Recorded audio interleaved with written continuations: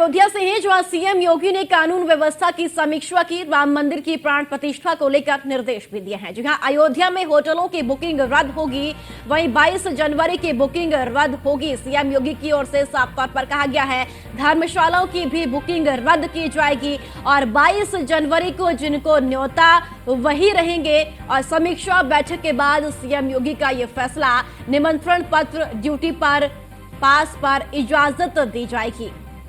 तो मुख्यमंत्री योगी आदित्यनाथ की ओर से समीक्षा बैठक की गई है कानून व्यवस्था को लेकर।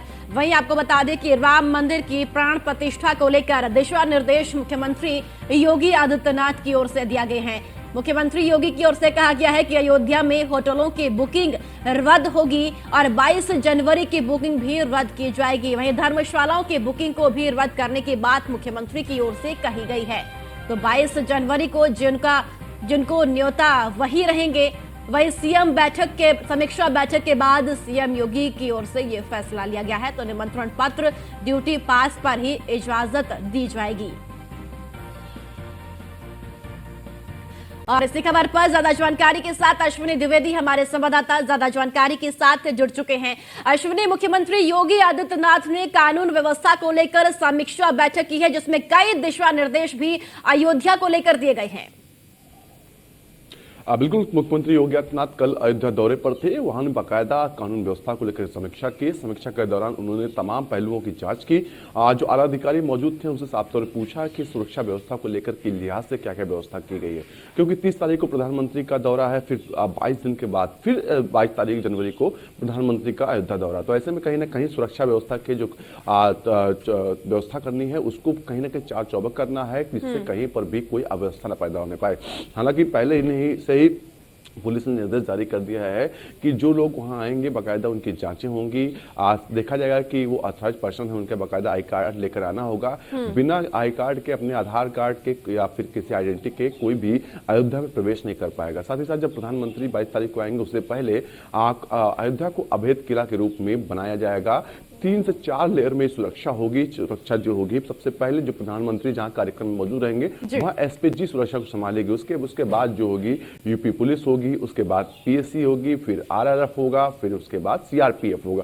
ये तमाम लेयर होंगे जो सुरक्षा को अयोध्या की संभालेंगे, क्योंकि उस दिन 22 जनवरी से 21 जनवरी से लेकर के 22 जनवरी तक हजारों की संख्या में वीवीआईपी मेहमान जो हैं वो अयोध्या में मौजूद रहेंगे। तो निश्चित तौर पर कहीं ना कहीं सुरक्षा व्यवस्था एक बड़ा मुद्दा है। अब उसके बाद आता है कि जो मेहमान आएंगे वो रुकेंगे कहाँ, उसको लेकर के भी मुख्यमंत्री ने निर्देश दिया कि जो होटल्स हैं अयोध्या में जिनकी प्री बुकिंग की गई है, क्योंकि देखा गया है कि अयोध्या में प्री बुकिंग करके जिस होटल के रूम का कमरा 2000 रुपए था, आज उसका 8000 पहुंचा दिया गया। तो निश्चित तौर पर कहीं ना कहीं ऐसे में मुख्यमंत्री को बखूबी पता है कि जो होटल्स मालिक हैं वो कहीं ना कहीं जो लोग यात्री आएंगे जो उनको गुमराह करने का काम करेंगे। तो ऐसे में मुख्यमंत्री ने साफ कहा है कि पहले तो प्री बुकिंग जो है वो निरस्त की जाएगी, और दूसरा जो मेहमान आएंगे पहले उनके रुकने की व्यवस्था की जाएगी। उसके बाद में जो बचेंगे तो बाकी लोगों के लिए होगा, और जो दाम पहले से तय होते हैं उनसे अतिरिक्त जो है कोई भी होटल मालिक वसूलेगा तो उस पर कार्रवाई होगी।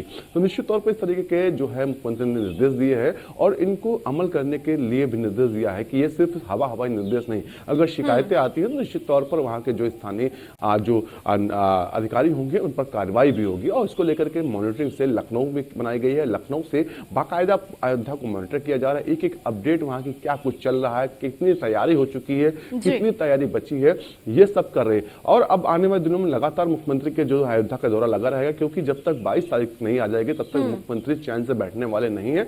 और देख, इसका असर पहले से दिख रहा है। जब से राम मंदिर का निर्माण शुरू हुआ, मुख्यमंत्री कई बार लमसम हर महीने अयोध्या जाते हैं और राम मंदिर कार्य का जो निर्माण चल रहा है उसको देखते हैं, जो कमियां होती हैं उनको बताने की कोशिश करते हैं और कुछ नया बेहतर करने की कोशिश करते हैं कि जिससे जो भक्त आए उनको कोई तकलीफ ना होने पाए। वो भी आए, जब आए तो कहें वाकई में हम राम की नगरी में आए हैं, भगवान की नगरी में आए हैं। तो इस तरीके से जब व्यवस्थाएं की जा रही है तो निश्चित तौर पर मुख्यमंत्री जो एक्टिव होंगे तो उनके नीचे के अधिकारी, उनके जो आम सहयोगी हैं वो भी मजबूरन एक्टिव होना उनको पड़ रहा है। जी बिल्कुल अश्विन, देखिए अब प्राण प्रतिष्ठा के लिए समय कम बचा हुआ है। मुख्यमंत्री योगी आदित्यनाथ स्वयं एक्टिव अब अयोध्या में नजर आ रहे हैं। कानून व्यवस्था के लिहाज से व्यवस्थाएं किस तरीके से अब देखने को अयोध्या में मिलेगी और कानून व्यवस्था के लिहाज से पुलिस प्रशासन के लिए वहां पर चुनौती भी किस तरीके से हो सकती है, क्योंकि प्रदेश से या फिर देश की अगर बात करते हैं या विदेशों की हम बात करते हैं तो वहां से श्रद्धालु अयोध्या पहुंचेंगे, कैसे मॉनिटरिंग होगी, कैसे श्रद्धालुओं को एकजुट किया जाएगा, कैसे उनके बीच सामंजस्य बैठाया जाएगा? बिल्कुल हाँ, 1 महीने का समय है प्राण प्रतिष्ठा मंदिर राम प्रतिष्ठा मंदिर में, और अभी से श्रद्धालुओं का आना शुरू हो चुका। सोचिए कितना आस्था, कितना विश्वास, अगाध विश्वास। लाखों करोड़ों लोग जाना चाह रहे हैं अयोध्या, लेकिन प्रशासन की मजबूरी है, उनको रोका जा रहा है। कम से कम लोग पहुंचेंगे, कम से कम जब लोग पहुंचेंगे तब भी उम्मीद है कि 10 लाख लगभग लोग जो हैं 21-22 तारीख को अयोध्या में रहने वाले, जो अयोध्या वासी नहीं होंगे, जो बाहर से आएंगे, दिल्ली, मुंबई, कोलकाता से आने वाले हैं, तो निश्चित तौर पर ऐसे पुलिस के सामने चुनौती बहुत बड़ी होने वाली है। पुलिस बाकायदा उसका रोड मैप तैयार कर रही है। लाखों की संख्या में, हजारों नहीं सुनिएगा, लाखों की संख्या में पुलिसकर्मी अयोध्या की सुरक्षा में लगाए जाने वाले हैं। तो सोचिए किस तरीके से सुरक्षित बनाना, क्योंकि अयोध्या कहीं ना कहीं आतंकवादियों, दहशतगर्दों के भी केंद्र बिंदु रहा हमेशा। कभी भी उत्तर प्रदेश में कोई आतंकवादी घटना करना चाहता तो या तो लखनऊ में विधानसभा के पास करना चाहता था या फिर अयोध्या में। हालांकि पिछले 5-7 सालों में किस तरीके से हमारे एटीएस ने, हमारी पुलिस ने, इंटेलिजेंस विंग ने इन आतंकवादियों के जो मंसूबे थे उनको ध्वस्त किया, लेकिन इन सबके बावजूद भी सुरक्षा में कोई चूक ना हो, इसका बाकायदा ध्यान रखा जा रहा है।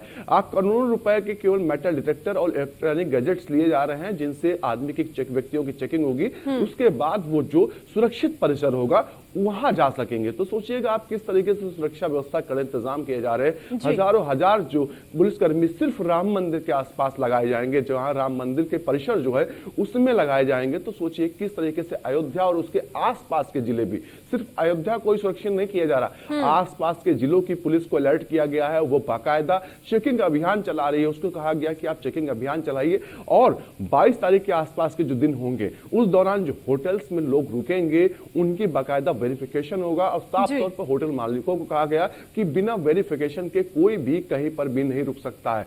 साथ ही साथ यहां तक लखनऊ में भी उसका असर दिख रहा है, क्योंकि तमाम मेहमान ऐसे होंगे जिनको लखनऊ में स्टे दिया जाएगा, यहाँ रुकेंगे, और 22 तारीख को यहाँ से उनको अयोध्या लेकर जाया जाएगा। तो निश्चित तौर पर यहाँ भी होटल्स जो होंगे उनको वहां पर भी सुरक्षा दी जाएगी कि जो विदेशी मेहमान आ रहे हैं वहां उनको किसी तरह की दिक्कत ना हो पाए। साथ ही सुरक्षा के मामले में उनको बाकायदा यहाँ से एस्कॉर्ट लेकर के अयोध्या तक जाएगी। तो सोचिएगा पुलिस महकमे के लिए एक बहुत बड़ी जिम्मेदारी आने वाले दिनों में। बिल्कुल अश्विनी, दर्शकों को यह भी जरूर बताइए, क्योंकि कुछ दर्शक ऐसे भी होंगे जिन्हें ये मालूम नहीं होगा कि अयोध्या वो कैसे जाएं, कैसे अपना पास बनवाएं, क्योंकि दिलचस्पी सभी के अंदर है कि इस पल का साक्षी बनने और अयोध्या पहुंचे। तो दर्शकों को जरूर ये जानकारी दीजिएगा कि कैसे वो पास बनाएंगे, कैसे अयोध्या पहुंचेंगे, किन किन प्रक्रियाओं से होकर उनको गुजरना पड़ेगा। बिल्कुल, राम मंदिर प्राण प्रतिष्ठा जिस दौरान होगी उस दौरान आम लोगों को वहां से दूर रखा जाएगा मंदिर परिसर से। हालांकि प्राण प्रतिष्ठा का कार्यक्रम संपन्न होने के बाद लमसम 1 घंटे के बाद प्रधानमंत्री वहां से रवाना होंगे, और उसके बाद आम जनता के लिए राम मंदिर का दरबार जो खोला जाएगा। हालांकि इसमें विशेष रूप से कोई पास नहीं बनवाना है, लेकिन जिस दौरान कार्यक्रम हो रहा होगा उस दौरान जो विशेष लोग हैं, मीडिया है, उसी को एंट्री मिलेगी। इसके अलावा आम लोगों को उस दौरान एंट्री नहीं मिलेगी, क्योंकि हजारों की संख्या में विदेशी मेहमान, हजारों की संख्या में साधु संत वहां होंगे, वीवीआईपीज होंगे। तो ऐसे में आम लोगों का पहुंचना वहां पर मुश्किल होगा, नामुमकिन होगा। उसके बाद जैसे ही प्राण प्रतिष्ठा का कार्यक्रम संपन्न हो जाएगा, प्रधानमंत्री वहां से रवाना हो जाएंगे। उसके बाद तमाम जो राम भक्त होंगे वो अपने भगवान राम के, अपने रामलला के दर्शन कर पाएंगे। जी चलिए ठीक है अश्विनी, आप हमारे साथ बने रहिएगा, आगे भी आपसे जानकारी